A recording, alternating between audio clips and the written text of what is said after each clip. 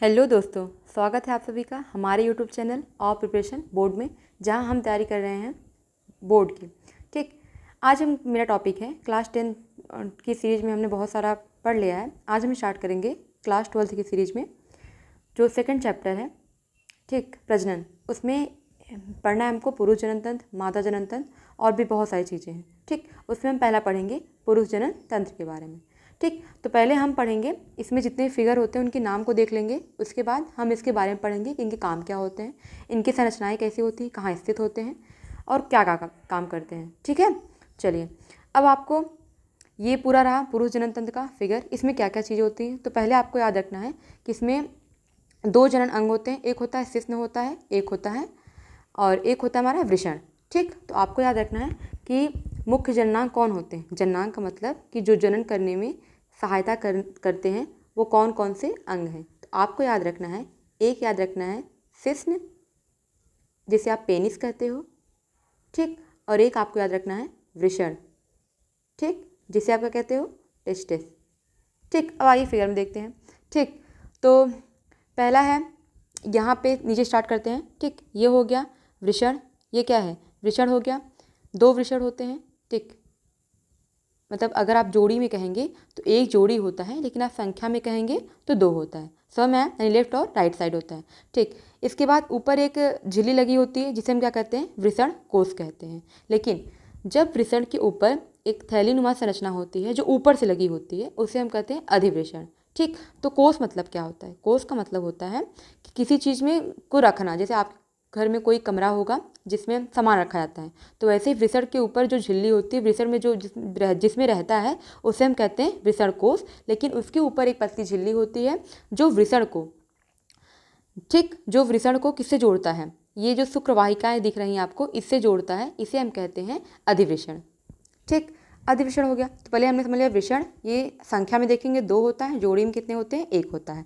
ठीक, इसके बाद हमने देख लिया वृषण कोष क्या होता है, फिर हमने देख लिया अधिवृषण क्या होता है। याद रखिए, अधिवृषण जो होता है यह वृषण को शुक्रवाहिकाओं से लेकर यहाँ क्या होते हैं, ये शुक्राशय से इनको जोड़कर रखता है। ठीक, अब इसके ऊपर एक आपको ग्रंथि दिख रही होगी, काउपर ग्रंथि। जितनी भी ग्रंथियाँ होंगी वो कोई ना कोई एक तरल पदार्थ का स्राव करती हैं। स्राव करने का कहने का मतलब होता है कि कुछ चीज़ें निकालती हैं। ठीक, इसके बाद यहाँ पे एक मूत्र नलिका दिख रही होगी, जिसके माध्यम से क्या होता है, यूरिन को बाहर निकाल देते हैं। नलिका मतलब नली की तरह होती है। ठीक, इसके नीचे क्या होता है, शिश्न मुंड होता है। यानी पेनिस का जो सर होता है वो नीचे की तरफ होता है, उसे क्या कहते हैं, शिश्न मुंड कहते हैं। और यही शिश्न हो गया, यानी क्या हो गया, पेनिस। अभी हम इसके काम को देखेंगे, अभी बात फिगर को देख लीजिए। ठीक, अब काउपर ग्रंथि के ऊपर एक ग्रंथि होती है। ठीक, आपको ध्यान रखना है कि मूत्र नलिका के जस्ट, मतलब मूत्र नलिका को यहाँ के नीचे यहाँ पे है क्या है, काउपर ग्रंथि है।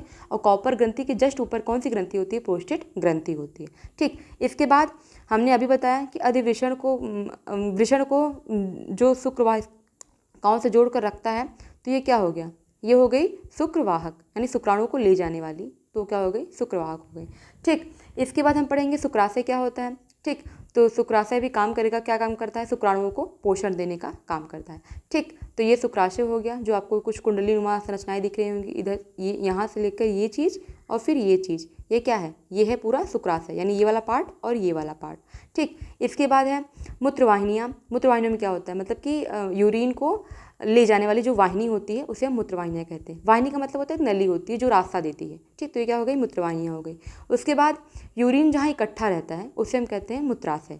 ठीक, तो बात समझ में आ गई, हमने क्या क्या चीज़ देखा, हमने मूत्राशय देखा, यानी जहाँ पे यूरिन इकट्ठा रहता है।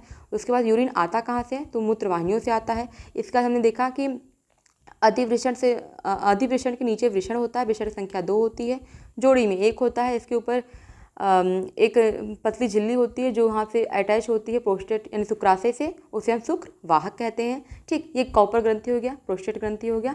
अब हम इसके कार्यों को आगे देखेंगे। अब हम पढ़ते हैं वृषण को। आप इस चैप्टर को ध्यान से पढ़िएगा, क्योंकि इससे संबंधित बहुत सारे एग्जाम में क्वेश्चन आते हैं और बहुत सालों से आ रहे हैं। ठीक है, इसका वृषण क्या होता है, वृषण को हम लोग क्या कहते हैं, इंग्लिश में टेस्टस कहते हैं। यह कितना सेंटीमीटर लंबा होता है, तो 5 सेंटीमीटर लंबा होता है। कितना चौड़ा होता है, 2.5 सेंटीमीटर चौड़ा होता है। और अपनी कहीं कहीं किसी किताब में इसका नाम अंडकोश भी पढ़ा होगा। ठीक, तो अंडकोश कह लीजिए या फिर वृषण कह लीजिए, दोनों का मतलब एक ही है, बस नाम अलग अलग है। ठीक, आगे देखते हैं। किस कलर का होता है, तो गुलाबी कलर का होता है, यानी गुलाबी रंग का होता है। किस आकार का होता है, अंडाकार होता है, इसीलिए हम इसको अंडकोश भी कहते हैं। ठीक, अब हमने पहले बता दिया कितनी जोड़ी होती है, एक जोड़ी होती है, लेकिन संख्या में देखेंगे तो कितना होता है, 2 होता है। ठीक, स्थिति क्या होती है, स्थिति इनकी होती है उदर गुहा के नीचे, यानी पेट के नीचे वाला जो भाग होता है वहाँ पे क्या होता है, वृषण स्थित होता है। ठीक, और किस में स्थित होता है, तो वृषण कोश में। जैसा हमने पहले बता दिया कि वृषण कोश जो होता है वह वृषण को रखा रहता है, इसलिए उसका नाम क्या पड़ा है, वृषण कोश। ठीक, आगे देखते हैं यह कहाँ होता है, शरीर के बाहर होता है। अब इसके कारण क्या है, शरीर के बाहर क्यों होता है, क्योंकि शरीर का जो तापमान होता है अगर उस तापमान में शुक्राणुओं का निर्माण नहीं हो सकता है, शुक्राणु की जो क्षमता होती है वो अधिक ताप सहन नहीं कर सकता है, इसीलिए इसको शरीर से बाहर रखा जाता है, जिससे क्या हो, शुक्राणु का निर्माण हो सके। ठीक, इसके बाद शुक्रजनन नलिकाएं होती हैं कि जो शुक्राणु को ले जाने वाली जो नलिकाएं हो, क्या नाम हो गई, शुक्रजनन नलिकाएं हो गई। ठीक, मतलब वृषण के पास ही बहुत सारी नलिकाओं से जुड़ा होता है ना, तो उसे हम क्या कहते हैं, शुक्रजनक नलिकाएं कहते हैं। ठीक, इसके बाद है शुक्रजनन क्या कहलाता है। ठीक, तो देखिए शुक्रजनन जहाँ पे शुक्राणुओं का निर्माण होता है, ठीक, यह एक प्रक्रिया होती है जिसमें क्या होता है, शुक्राणुओं का निर्माण होता है। और कहाँ निर्माण होता है, वृषण में। तो अगर आपसे कोई पूछे कि शुक्राणुओं का निर्माण कहाँ होता है, तो आपको क्या बताना है, वृषण के अंदर। ठीक, अब बात करते हैं कि कौन सा हार्मोन निकालता है वृषण। तो वृषण जो होता है टेस्टोन नामक एक हार्मोन निकालता है। अब इसके क्या काम होगा, इसका काम होता है कि पुरुषों में यानी मेल में जितनी भी चीज़ें प्रोग्रेस करती हैं, ठीक है, जैसे आवाज़ का भारीपन होना और भी जितनी चीज़ों का विकास होता है वो कौन करता है, तो टेस्टोस्टेरोन नामक हार्मोन के द्वारा ही होता है। आपको वृषण समझ में आ गया। ठीक, अब चलते हैं आगे की तरफ, अधिवृषण क्या होता है। अब पहले सोचिए कि अधिवृषण कहाँ स्थित था। वृषण के ऊपर जो एक पतली लंबी नली लगी थी उसे हम क्या बोलते थे, अधिवृषण कहते थे। ठीक, इसी को इंग्लिश में एपिडिडाइमिस कहते हैं। तो कभी कभी आपसे एग्जाम में अधिवृषण ना कह के एपिडिडाइमिस कह के पूछ सकता है, आपको दोनों नाम का ख्याल रखना है। ठीक, अब ये क्या होता है, तो वृषण से चिपकी हुई होती है, पहले ही बता दिया गया है, वृषण के ऊपर स्थित होती है, लंबी और चपटी की तरह संरचना होती है। कितनी मीटर लंबी होती है, तो 6 मीटर लंबी होती है। ठीक, कुंडलित नली होती है। ठीक, नली का काम करती है जिससे शुक्राणु क्या हो सके, जाकर शुक्राशय में पहुंच सके। तो कैसी हो गई, 6 मीटर लंबी हो गई और कुंडलित नुमा एक नली होती है। ठीक, वृषण को शुक्रवाहिका से जोड़ती है, जो कि मैंने पहले ही बता दिया कि वृषण को यहाँ से निकलेगी नली तो किससे जोड़ती है, और ये कौन सी नली थी, शुक्रवाहिका वाली नली थी, शुक्रवाहिका थी। तो वृषण को शुक्रवाहिका से जोड़ने का काम कौन करता है, तो वो अधिवृषण करता है। ठीक, चले आगे। अब देखते हैं शुक्रवाहियाँ क्या होती है। आपको एक बात का ध्यान रखना है कि जब भी आपको वाहिनियाँ वर्ड दिख जाए, तो वाहिनियों का मतलब ही होता है कि एक माध्यम प्रदान करती है, एक रास्ता देती है जिससे उसमें चीज़ें क्या हो सके, जा सकें। ठीक, अब शुक्र क्या हो गया, अब भाई यहाँ पे जब भी हम बात करेंगे शुक्र की, तो उसका मतलब क्या हो गया, शुक्राणु का। ठीक, जब भी हम शुक्र बोले, जैसे शुक्रवाहिका हो गई तो शुक्राणु को ले जाने वाली, शुक्रवाहिनियाँ हो गई तो शुक्राणु को ले जाने वाली। ठीक, अब बात करते हैं कि शुक्राणुयाँ होती कहाँ हैं, तो भाई अधिवृषण के निचले पश्च भाग पर 45 सेंटीमीटर लंबी होती हैं, जो शुक्राशय से जुड़ी हुई होती हैं। ठीक, जैसा कि आपको फिगर में दिख रहा है। ठीक, ये देखिए अधिवृषण के पीछे पश्च भाग से एक 45 मीटर, देखिए कंफर्म नहीं होता 45 सेंटीमीटर ही होगा, यह आपका मतलब 55 भी हो सकता है। ठीक, तो इसका ख्याल रखना है। ये जो पूरी लंबी नलिका होती है, ये लेफ्ट और राइट साइड में यही क्या होती है, शुक्र वाहिनियाँ होती है, या इसे हम शुक्रवाहिका भी कह सकते हैं। ठीक है, अब हम बात करेंगे शुक्राशय क्या होता है। तो पहला बात का ध्यान रखना है कि शुक्राशय क्या करता है, शुक्राणुओं को पोषण देने का काम करता है, इसको मत भूलिएगा, कभी कभी ऑब्जेक्टिव टाइप में भी पूछ लेता है। ठीक, तो शुक्राशय कितनी लंबी होती है, कितनी चौड़ी होती है, कैसे होता है, उसको देख लेते हैं। तो 5 सेंटीमीटर लंबी होती है, थैली के समान एक संरचना होती है। ठीक, हमने आपको दिखाया था ना शुक्राशय कहाँ होता है। ठीक, तो ये जो आपको दिख रहा है यह क्या है, ये पूरा शुक्राशय होता है, ये क्या है, पूरा शुक्राशय है। ठीक, तो कितनी सेंटीमीटर लंबी बताया मैंने, 5 सेंटीमीटर लंबी होती है। ठीक, ये पूरा क्या है, ये पूरा शुक्राशय होता है। ठीक, थैली के समान संरचना होती है। ये जो होती है एक तरल पदार्थ को निकालती है। ठीक, जो कैसा होता है, वो हल्का पीला होता है, क्षारीय होता है और चिपचिपा पदार्थ होता है, जिसे हम क्या कहते हैं, जिसे हम वीर्य कहते हैं। ठीक है, अब यहाँ पे देखिए लिखा हुआ है। ठीक, यह एक पोषक तरल यानी शुक्राशय जो होता है, यह एक पदार्थ जैसा निकालता है। वो किस कलर का होता है, तो हल्का पीला होता है, क्षारीय होता है। ठीक, और क्या होता है, चिपचिपा होता है, जिसे हम वीर्य नाम से बोलते हैं, या इंग्लिश में सेमेन भी कहते हैं। ठीक, अब यह काम क्या करेगा, यह काम करता है शुक्राणुओं को गति करने के लिए सहायता होता है। ठीक, शुक्राणु मतलब इसी वीर्य में ही शुक्राणु क्या करते हैं, गति कर पाते हैं। दूसरा पॉइंट, पोषण देने का काम करता है और यह एक मीडियम यानी रास्ता प्रदान करता है जिससे शुक्राणु क्या होते हैं, स्थानांतरित हो जाए। स्थानांतरण का मतलब होता है स्थान बदलना, ठीक, एक स्थान से दूसरे स्थान जाना, ठीक। किस कलर का होता है, तो सफ़ेद कलर का होता है। इतना बात समझ में आ गई। फिर से एक बार रिवाइज कर लीजिए। शुक्राशय क्या होता है, 5 सेंटीमीटर लंबा होता है, ठीक, थैली के समान होता है और यह जो होता है एक तरल पदार्थ निकालता है, ठीक, जो क्या होता है, किस कलर का होता है, हल्का पीला होता है, क्षारीय होता है और चिपचिपा होता है। इसे हम वीर्य कहते हैं। वीर्य किस काम में आता है, शुक्राणु को गति करता है, मतलब शुक्राणु से में गति करते हैं। पोषण देने का काम करता है, किसको, शुक्राणुओं को। एक माध्यम देता है जिससे शुक्राणु एक स्थान से दूसरे स्थान तक जा सकते हैं, ठीक। किस रंग का होता है, तो सफ़ेद रंग का होता है। अब बात करते हैं शिश्न की। जैसे हमने बात की थी पहले ही कि जननांग में 2 होते हैं, एक होता है शिश्न, एक होता है वृषण, ठीक। तो अब हम बात करेंगे शिश्न, जिसे आप इंग्लिश में क्या कहते हो, पेनिस कहते हो, ठीक। तो कैसा अंग है, पेशी अंग हो। जैसे हमारा हृदय एक पेशी अंग होता है ना, वैसे शिश्न क्या है, एक पेशी अंग है। पेशी अंग का मतलब होता है कि सॉफ्ट होना या फिर मस्कुलर स्ट्रक्चर जैसा होता है, ठीक, मसल्स वाला होता है। इसके बाद इसमें एक नली निकली होती है, जैसा कि आपने फिगर में देखा था, ठीक। ये पूरा क्या हो गया, ये पूरा भाग हो गया पेनिस और ये क्या हो गया, इसमें से एक नली आ रही है, ठीक। तो ये पूरा भाग पेनिस कहलाता है और इसके बीच में क्या है, एक नली होती है। शिश्न का जो निचला वाला भाग होता है उसे हम शिश्न मुंड कहते हैं, ठीक। ये क्या हो गया, शिश्न हो गया। यहाँ आगे एक छिद्र होता है जिसे हम अग्र छिद्र के नाम से भी जानते हैं, ठीक। किस नाम से, अग्र छिद्र नाम से जानते हैं। जिससे क्या होता है, जिससे स्पर्म और यूरिन बाहर निकलता है, ठीक। इतनी बात समझ में आई आपको।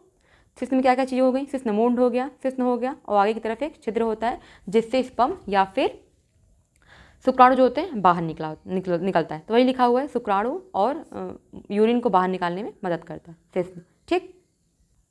अब हम बात करेंगे कुछ सहायक ग्रंथियों के बारे में। अब सहायक ग्रंथियाँ क्या होती हैं, सहायक ग्रंथियाँ का मतलब कि कुछ ऐसी ग्रंथि थे, आपने देखा था कि प्रोस्टेट ग्रंथि थी, कॉपर ग्रंथि थी। तो ये क्या होते हैं, ये कुछ सहायता प्रदान करते हैं। अब कौन कौन सी सहायता प्रदान करते हैं वो हम आगे देखेंगे। तो पहला हम पढ़ते हैं प्रोस्टेट ग्रंथि, जिसे हम पुरुष ग्रंथि के नाम से भी जानते हैं, पुरस्थ ग्रंथि के नाम से भी जाना जाता है, ठीक। तो कैसा होता है, एक जोड़ी होता है, छोटी ग्रंथि होती है। ये भी एक तरह क्या करती है, तरल का स्राव करती है। हमने पहले ही बोला कि जितनी ग्रंथियाँ होंगी वो किसी न किसी तरल का स्राव करती हैं, ठीक। कैसा होता है, वो पतला होता है और क्या होता है, गंध युक्त होता है। यह वीर्य का लगभग 25% का निर्माण करती है। जैसे शुक्राशय जो था वह वीर्य का 65% यानी मोर देन ज़्यादातर जो पार्ट बनता है वीर्य का वो कहाँ बनता है, शुक्राशय में बनता है, लेकिन 25% जो भाग बनता है वो कहाँ बनता है, प्रोस्टेट ग्रंथि बनाता है, ठीक। अब क्या करता है, यह शिश्न और मूत्राशय के बीच स्थित होता है, यानी मूत्राशय यानी ऊपर वाला भाग हो गया और शिश्न यानी नीचे वाला भाग हो गया। तो इसके बीच कौन स्थित होता है, इसके बीच स्थित होता है प्रोस्टेट ग्रंथि। तो बात समझ में आ गई। पहला याद रखना है कि एक जोड़ी होता है, छोटी ग्रंथि होती है, एक तरल का स्राव करती है जो पतला होता है और गंधयुक्त होता है, ठीक। वीर्य का लगभग 25% कौन बनाता है, तो प्रोस्टेट ग्रंथि बनाती है। और यह कहाँ स्थित होती है, तो शिश्न और मूत्राशय के बीच में स्थित होती है, ठीक। जैसा कि आप फिगर में देख पा रहे हैं, ये हो गया प्रोस्टेट ग्रंथि, ये, ठीक। ये वाला पूरा भाग क्या है, ये पूरा भाग है प्रोस्टेट ग्रंथि, जिससे क्या होती है, एक नली निकली होती है जो आगे की तरफ, जिसे मूत्र नलिका के नाम से भी जानते हैं, ठीक। अब स्थित कहाँ देख लीजिए, ये पूरा भाग हो गया पेनिस का, ठीक, और ये भाग हो गया मूत्राशय। तो इन दोनों के बीच में क्या स्थित है, प्रोस्टेट ग्रंथि स्थित होती है। बात समझ में आ गई, ठीक। अब हम बात करते हैं काउपर ग्रंथियाँ क्या होती हैं। तो काउपर ग्रंथि आप जानते हैं, प्रोस्टेट ग्रंथि के जस्ट नीचे कौन सी ग्रंथि स्थित होती है, काउपर ग्रंथि होती है, ठीक। एक जोड़ी होती है, फ्लास्क के आकार की होती है, फ्लास्क मतलब कुछ इस आकार की होती है, ठीक, जो मूत्र नलिका से क्या होती है, जुड़ी हुई होती है, ठीक। इसके बाद प्रोस्टेट ग्रंथि के नीचे होती है, पहले ही बता दिया, वीर्य के साथ मिलकर, जैसे काउपर ग्रंथि क्या होती है कि वीर्य के साथ मिलकर जो शुक्राणु जब जाता है उसको क्या करती है, उसके मार्ग को चिकना बनाती है, ठीक, मतलब सॉफ्ट बनाती है, जिससे शुक्राणु क्या हो, आसानी से मूव कर सकता है। आपको कुछ बातों का ध्यान रखना है इसमें। हम कब से बात कर रहे हैं कि शुक्राणु चल पाते हैं। जैसा कि आप जानते हैं कि जो ग्रंथियाँ होती हैं, मतलब जो पुरुष जननतंत्र और मादा जननतंत्र होते हैं, इनमें बहुत सारे डिफरेंसेस होते हैं। डिफरेंसेस क्या क्या हैं, जैसे शुक्राणु चल सकता है, इनमें अगर शुक्राणु पाया जाता है तो इनमें क्या पाया जाता है, अंडाणु पाया जाता है, ठीक। इसमें आपको वृषण देखने को मिल जाएगा, उसमें आपको क्या देखने को मिल जाएगा, उसमें आपको ओवरी यानी अंडाशय देखने को मिल जाता है। तो जो अंडाणु होते हैं वह मूव नहीं कर पाते हैं, लेकिन जो शुक्राणु होते हैं मूव कर पाते हैं। तो किसकी वजह से, पहले तो जानिए कि जो शुक्राणु होते हैं इनके 3 भाग होते हैं, ठीक। कौन कौन से होते हैं, पहला आप याद रखिएगा कि सिर होता है, ठीक, दूसरा भाग मध्य होता है और तीसरा भाग क्या होता है, पूँछ होता है, ठीक। तो पूछ तो चलने में सहायता करता है, लेकिन मेन काम कौन करता चलाने का? तो आपको याद रखना है कि इनका जो मध्य भाग होता है इसमें पाया जाता है माइटोकॉन्ड्रिया। क्या पाया जाता है? माइटोकॉन्ड्रिया, जिसकी वजह से शुक्राणु क्या करते हैं? चल पाते हैं। ठीक, बात समझ में इतनी? तो सिर हो गया, मध्य हो गया और पूंछ हो गया। ठीक, अब आपको ये बताना है, अगर आपको पता हो तो कमेंट बॉक्स में ज़रूर बताइएगा कि शुक्राणु जो होता है इसको अंडाणु के पास पहुँचेगा तभी तो निषेचन होगा ना, तभी क्या होगा? तभी निषेचन होने वाला है। तो शुक्राणु जब अंडाणु के पास पहुँचेगा तो इसके सिर में ऐसी कौन सी चीज़ें पाई जाती हैं जिसकी वजह से यह अंडाणु के सभी परतों को तोड़कर और बीच का जो एग होता है उससे अटैच होता है, यानी मिल जाता है। ठीक, अगर आपको पता है तो कमेंट बॉक्स में ज़रूर बताइएगा, फिलहाल हम बता दे रहे हैं। ठीक, इनका जो सर होता है इनमें क्या पाया जाता है? केंद्रक पाया जाता है। ठीक, जैसे कोशिकादक सब कुछ पाया जाएगा। इसके सर में पाया जाता है लाइसोसोम। आपने इसका नाम सुना होगा, लाइसोसोम, जिसे हम आत्मघाती झिल्ली के नाम से भी जानते हैं। किस नाम से? आत्मघाती झिल्ली के नाम से भी जानते हैं। जो क्या काम करता है कि ये जितने भी एक के बाहर जो परतें होती हैं उनको क्या करता है? उनको ये तोड़कर यानी इनको खा जाता है, ख़त्म कर देता है और किससे मिल जाता है? तो यहाँ जो एग रहता है उसके अंदर मिल जाता है। ठीक, तो ये पूरा वीडियो था। अगर आपको वीडियो अच्छी लगी हो तो please like, share and subscribe to my YouTube channel. Thank you so much, keep watching, please subscribe.